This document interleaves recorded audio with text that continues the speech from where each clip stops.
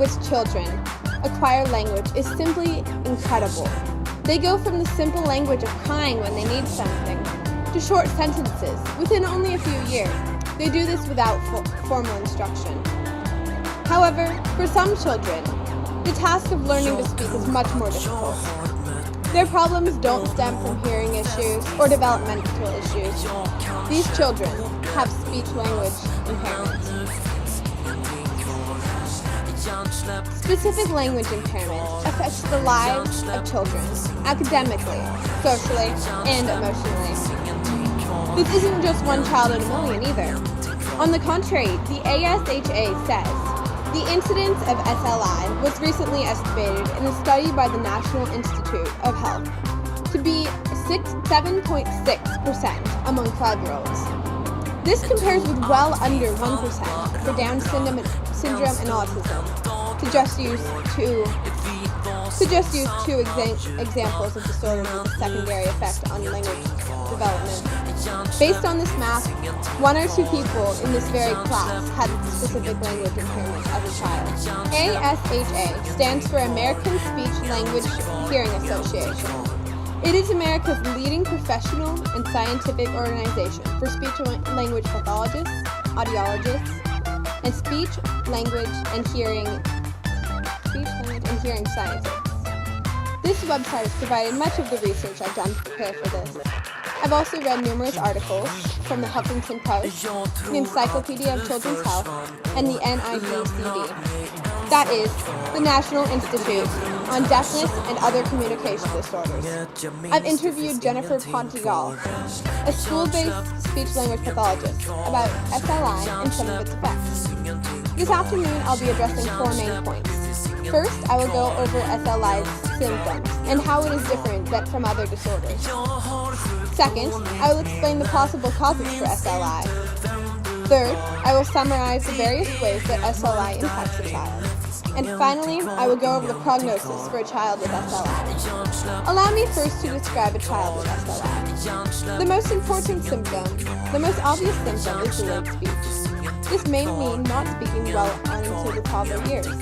Other children will begin speaking right on cue, or only slightly delayed, but continue to make simple mistakes on into their school years. These mistakes will likely be familiar to you. Here are 3 examples. She ride the horse. He eat the cookie. Why he like me? These examples were provided by the National Institute on Deafness and Other Communication Disorders, or the NIDOCD. This hypothetical child meant she rides the horse, but dropped the S in the present tense verb. He or she dropped the past tense in he ate the cookie. In the phrase, why does he like me, he or she left out the verb to do. As I previously stated, many children make these mistakes. The difference between children with SLI and those without is, as Jennifer Pontigal said, the mistakes are different in that they are often mistakes that younger children make. In other words, the problems linger for longer. Additionally, these children may have a more difficult time in finding the right word or in picking up words based on context. This distinguishes children with SLI from typically developing children, but it does not explain how SLI is different from other language disorders. It is common to compare SLI with autism because of the related language difficulty. However, the Encyclopedia of Children's Health says children with SLI are not cognitively impaired and are not withdrawn or socially aloof like an autistic child. It is also important that I make this clear. SLI is not a speech impediment. Speech impediments deal with the difficulty to produce certain sounds, or the sequences of sounds. A child with SLI can generally produce all the sounds necessary for speech, but cannot pick up on some of the parts of language. It is unclear what exactly causes this difficulty. The Encyclopedia of Children's Health suggests that children with SLI may have a difficult time with rapidly timed events. Speech, being a rapidly timed event, it would be especially difficult. Another theory presented is that they have difficulty with speech sound perception. Word endings are unstressed and thus unnoticed by the child. As for the cause of SLI itself, it likely lies in genetics and in the brain. Let us explore both of these possibilities. Children with SLI are much more likely to have family members with language difficulties. The NIDCD says 50 to 70% of children with SLI have at least one other family member with this disorder. Some research has pinpointed a mutation in chromosome 6, which seems to play a role in SLI. Other genes are currently being looked at as well. One popular theory for the cause of SLI has been brain abnormality. Despite the potential for this theory, no abnormality has yet been found. The cause of SLI is uncertain, but the impacts are well known. The majority of these impacts relate to a child's academics, social life, and emotions. Regarding school, it is common for a child with SLI to have difficulty reading. About 50 to 75% of these children have reading disabilities because of their difficulty with language. Additionally, Jennifer Patigal